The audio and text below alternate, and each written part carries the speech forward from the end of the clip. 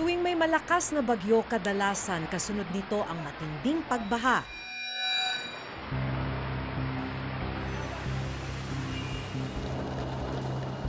Pero ngayon kahit sa ilang minuto lang na pag-ulan, may mga lugar sa bansa ang lumulubog na sa baha. Nitong nakaraang linggo matapos ang mahigit kalahating oras ng pag-ulan, nagmistulang ilog ang ilalim ng Balintawak Underpass sa Quezon City. Sa taas ng tubig, wala nang makadaang sasakyan. Ang isang motorista, binuhat na lang ang motor, makatawid lang. Sa larawang ito na nakunan sa Barangay Butocan, Quezon City, halos bubong na lang ng isang kotse ang makikita. Oh my goodness! Hindi na rin nadaanan ang bahaging ito ng Centuries sa Quezon City dahil sa taas ng tubig. Sa bahaging ito naman ng 4th Avenue sa Caloocan City, kitang-kita kung paano inanod ng tubig baha ang mga barikada. Sa mga nakalap naman naming CCTV footage mula sa MMDA, makikita ang pagtaas ng tubig sa ilang kalsada sa loob lang ng 30 minuto. Gaya na lang ng nakuna ng video sa Araneta Avenue sa Quezon City. Unti-unti ang pagtaas ng baha na nagpabigat sa daloy ng trapiko. Ganito rin ang naging sitwasyon sa bahaging ito ng Espanya sa Maynila. Alas 6 ng gabi makikitang nagsimula ng bumuhos ang ulan. Matapos ang mahigit 30 minuto, umiwas na ang ilang mga sasakyan sa tubig bahang naipon sa isang bahagi ng kalsada. Makikita rin ang pag-iwas ng mga sasakyan sa umaapaw na baha sa bahaging ito ng EDSA sa may Camp Aguinaldo. Sa bayan naman ng San Simon sa Pampanga, matapos ang pag-ulan, gumuho ang isang ginagawang flood control project.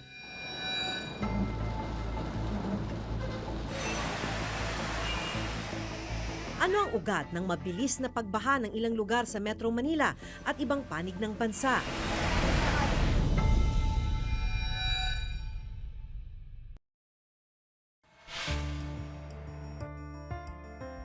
Sa buong Central Luzon, ang lalawigan ng Pampanga ang itinuturing na catchment basin ng tubig baha. Catchment basin ang tawag sa pinakamababang bahagi ng isang lugar kung saan naiipon ang tubig ulan o di kaya naman ay tubig mula sa bundok. Kaya naman ilang flood control project ang ipinatupad sa buong probinsya. Isa na rito ang pagtatayo ng river wall sa San Simon, Pampanga. Ang problema, hindi pa man natatapos at 2 araw bago ang nakadeklarang completion date nito. Gumuho na ang proyekto. May nag-post sa social media tungkol sa isang gumuhong flood control project sa San Simon, Pampanga noong June 19. Ito yung kanyang social media post. Kaya nandito tayo sa San Simon, Pampanga ngayon para kumustahin itong proyektong to. Ito nga yung karatula nung flood control project. At nakalagay dito sa detalye, yung contract cost nasa mahigit 140 million pesos. Na dapat, kung nasunod yung kanilang timetable, dapat natapos yung proyekto noong June 21 nitong taon. 300 meters ang kabuuang haba ng concrete river wall, 95 meters naman ang haba ng gumuhong bahagi. Ang lakas ng dagundong sa barangay, narinig pagitan ng 2 to 3 o'clock po ng madaling araw nangyari ito. Yung mga dumadaan na mamamalengke, yun narinig. Ang river wall ang pipigil sana sa erosion o pagguho ng lupa sa gilid ng Pampanga River. Unti-unti raw kasing kinakain ng tubig ang lupa, lalo na tuwing malakas ang agos nito. Ito rin ang magsisilbing harang para hindi umapaw ang tubig sa ilog tuwing malakas ang ulan. Inaprubahan ng DPWH ang pagpapagawa sa riprap na ito dahil inuubos na ng tubig yung kalsada. Maliban dyan, solusyon na rin sa pagbaha dito sa bayan ng San Simon dahil sa bawat pagkakataon na lang na tumataas ang tubig ng ilog, nalulubog sa baha ang ilang barangay sa bayan na ito. Sa videong ito na kinunan noong taong 2016 sa parehong lugar sa San Simon, Pampanga, makikitang mistulang dagat na ang halos buong lugar. Siyempre po, minimiti namin at inaasahan na namin na matapos na ito. Dahil unang-una, gaganda yung kalsada namin. Tapos magkaka-slope protection siya. Hindi na siya matitibag ulit. Ano yung epekto ng pagkawala ng riprap. Makaka-delay pa sa inaasam namin gaganda yung kalsada namin.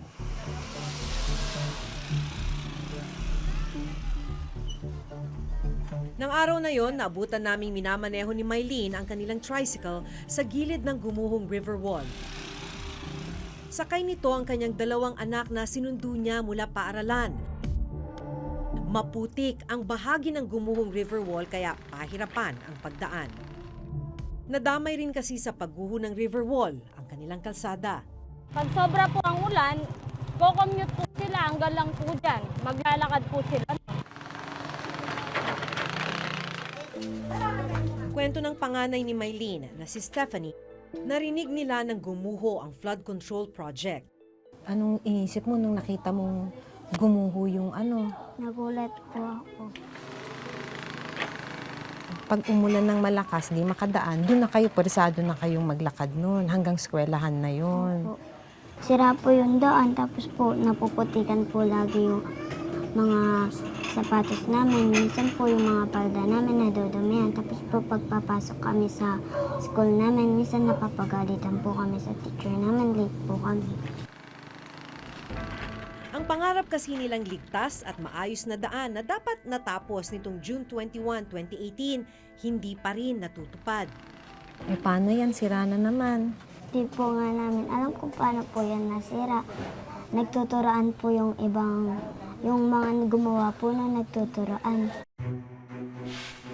Ayon mismo sa DPWH Region 3 na siyang implementing agency ng proyekto.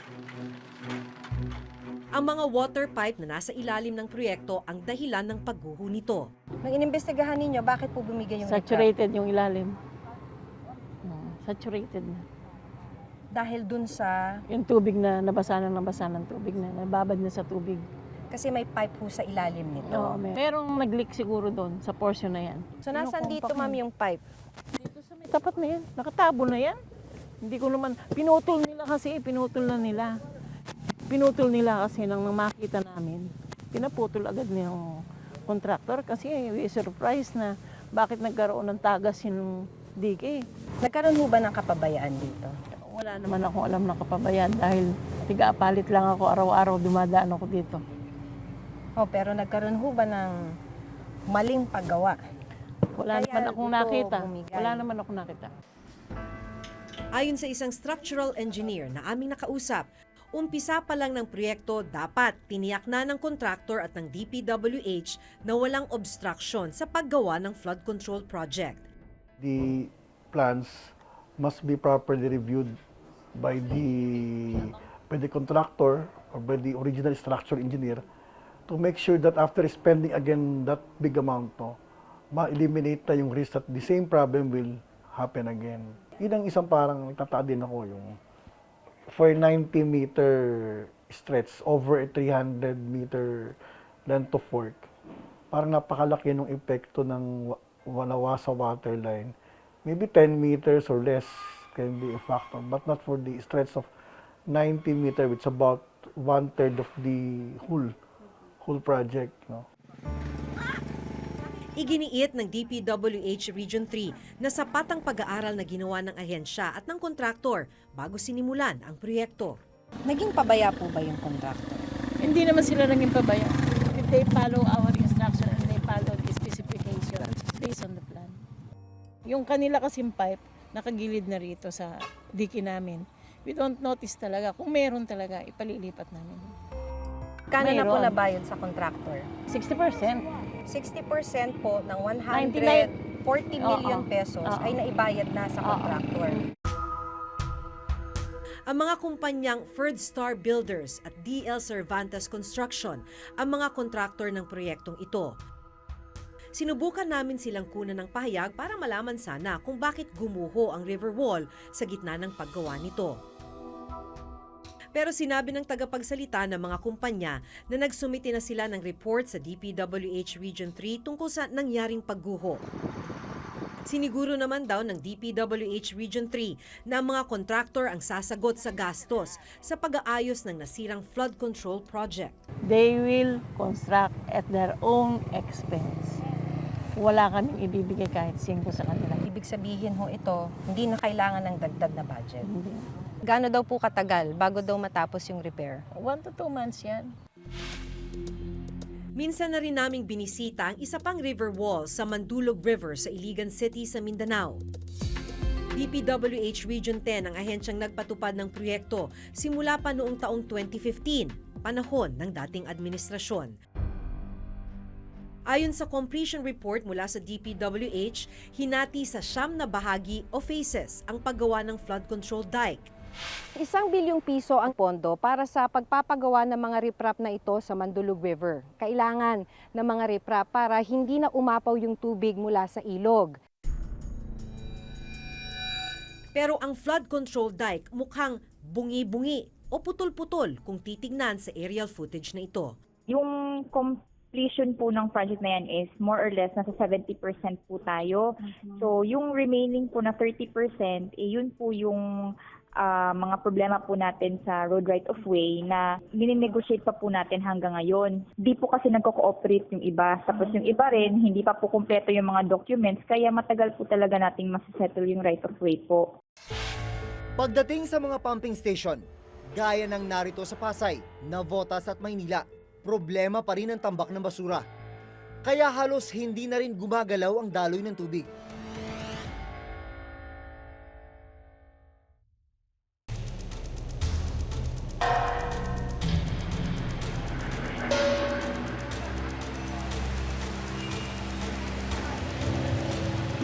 Sa pag-aaral ng Mines and Geosciences Bureau, natuklasan na sa buong Metro Manila, nasa 400 barangay ang itinuturing na highly susceptible sa pagbaha o flood prone. Sa Metro Manila, pangunahing flood control project ang mga pumping station. Ang disenyo ng mga ito mula sa mga kanal, estero at iba pang daluyan ng tubig. Didiretso dapat ang tubig sa mga pumping station bago ito ilabas sa mga ilog gaya ng Pasig River, Parañaque River, San Juan River, hanggang sa tuluyang mailabas ang tubig sa Manila Bay. Sa ibang bahagi ng Metro Manila, dumidiretso naman ang tubig sa Manggahan Floodway na magdadala naman ng tubig sa Laguna Dibay na nagsisilbing water reservoir. Sa kabuuan, umaabot sa 52 ang pumping station sa Kamaynilaan. Ang tanong, bakit sa kabila ng pagkakaroon ng mga ito, patuloy pa rin ang pagbaha? Ayon sa urban planner na si Paulo Alcazaren, outdated na ang mga waterways o mga daanan ng tubig sa Metro Manila. Ang capacity ng mga ito, 15 mm lang ng tubig baha. Pero ang tubig ulan nung nakarang Huwebes halimbawa, umabot sa 85 mm. Kailangan talaga pantay tayo sa level ng development at na iproproject natin yung level of development, type of development, complexity, yung density of development, how many, kung ilang mga housing unit sa condominium complex niyan. Mula dati yung lugar na yan sinusuporta mga 20 pamilya, ngayon 2,000 na. Ito dati ang mga estero natin. Malinis at nagagamit para sa transport. Yung movement of goods and people is by canal. Kagaya ng Venice. Sabi nga ni Burnham, yung ating mga estero parang yung mga canals ng Venice. Ano nangyari? Inabuso natin yung ating mga kanal, tinabunan yung iba, ginawang real estate, at nawala yung drainage system natin. 30 years na nga yung age ng mga ibang pumps namin eh. But yan ay operational pa rin, na-maintain pa rin ng MMDA. No? Pero yung ating mga old pumps, although operational, but the efficiency hindi na natin masisigurado na 100% because of old age. So, ano yun? But yun, nakaschedule nga siyang i-rehab. Outdated na nga ang mga waterways, ang dami pang nakabara o obstruction. Una na riyan ang tambak ng basura. Isa sa tinungo namin noon, ang bahaging ito ng San Juan River sa Calentong, Mandaluyong City. Dito sa ilog nakalutang ang lahat na yata ng klase ng basura na maiisip mo. Ito, ang literal na ilog ng basura. Hindi nalalayo rito ang sitwasyon sa Estero de Magdalena sa Santa Cruz, Maynila. Halo-halong basura ang dumadaloy sa kahabaan ng estero. Siyempre, lilinisin mo ngayon. Pagbalik nyo kinabukasan, madami na naman yan. Paulit-ulit lang. Ang isa bang dahilan ng pagbara ng mga waterways, ang mga nakatirang informal settlers sa gilid nito. Pag kailangan nilang dumumi, umihi, dito ginagawa, pero ang bagsak sa estero. Ayon sa batas, dapat ay walang nakatayong infrastruktura o kabahayan sa anumang daanan ng tubig sa loob ng 15 to 20 meters. Pero malinaw na sa ibang lugar sa Kamaynilaan, hindi ito nasusunod. Hindi lang ang mga informal lang nagtatapon ng basura, pati yung mga formal settlers, mga establishments doon tinatapon dahil walang policing, walang fines and wala tayong carrot and stick para sa walang sense of civic consciousness yung mga tao. Tapon ng tapon, isipin nila na walang repercussion to pero meron. Sa ngayon, nasa mahigit 100,000 pamilya pa ang nakatira sa mga tinatawag na waterways gaya nito na itinuturing din na mga danger zones. Pagdating sa mga pumping station, gaya ng narito sa Pasay, Navotas at Maynila, problema pa rin ang tambak ng basura. Kaya halos hindi na rin gumagalaw ang daloy ng tubig. Kasi yung informal settlers natin nakatayo mismo on water eh. Hindi naman doon lang sa easement eh. Aside from that, yung kanilang waste, yung solid waste, ay directly din, indiscriminately din dinadump doon sa creek mismo. Bukod sa mga pumping station, isa sa pinakamalaking flood control project sa Metro Manila, ang Blumentritt Flood Interceptor Project. Isa itong catchment area na sasalo dapat sa tubig baha sa Quezon City at Maynila. Pero hanggang ngayon, hindi pa rin ito natatapos. Ang mas malala, sa pagbuhos ng ulan nung nakarang Huwebes, karamihan sa mga lumbog ay sa Quezon City at Maynila.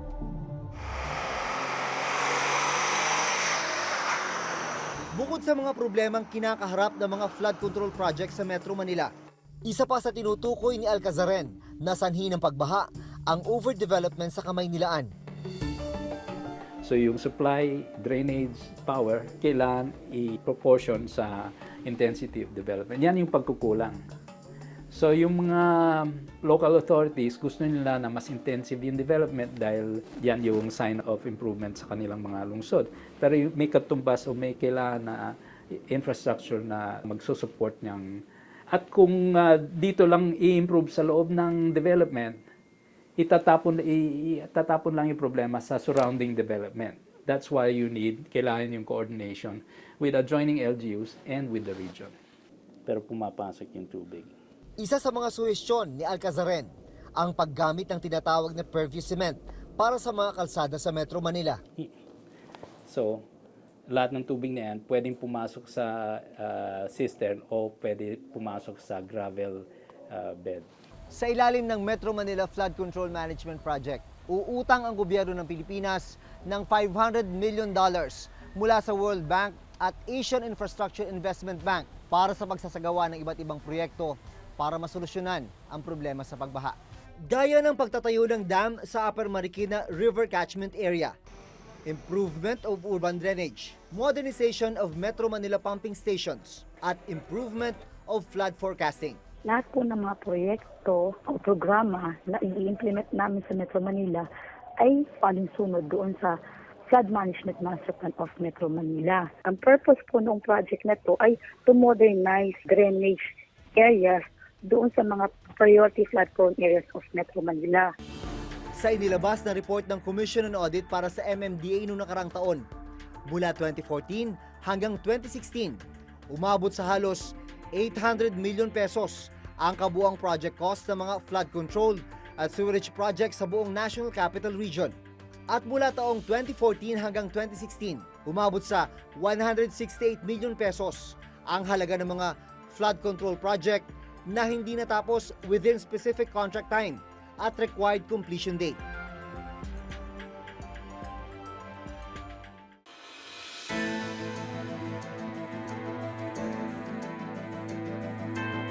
Sa dami ng flood-prone area sa bansa, Milyong piso rin ang ginagastos para sa pagtatayo ng mga flood control project.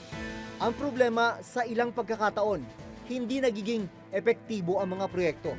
O di kaya naman nasisira, hindi pa man napakikinabangan. Hanggang sa susunod na Huwebes, ako si Maki Pulido.